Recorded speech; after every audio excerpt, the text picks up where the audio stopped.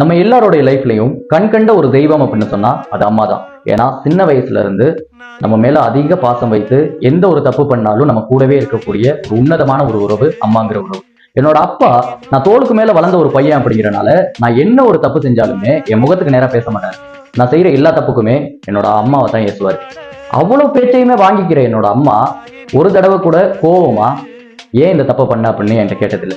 ஏன் அப்படின்னா, பிள்ளையோட மனசு உடைஞ்சிருமே, பிள்ளை கவலைப்பட்டு போயிடுவானே அப்படின்னு சொல்லி அதை ஒரு வார்த்தை கூட கேட்டது கிடையாது. இப்படி இருக்கக்கூடிய நம்ம அம்மாவுக்கு நம்ம எல்லாரும் என்ன செய்யறோம்? யாரோ பாதியில வர்ற ஒரு பொண்ணுக்காக நம்ம பைத்தியக்காரத்தனமா ஒரு லவ்வை கொடுப்போம். நம்மள சின்ன வயசுல இருந்து பெத்து வளர்த்து பாசமாவே இருக்க நம்ம அம்மாவுக்கு அந்த லவ்வை கொடுத்துருப்போமா?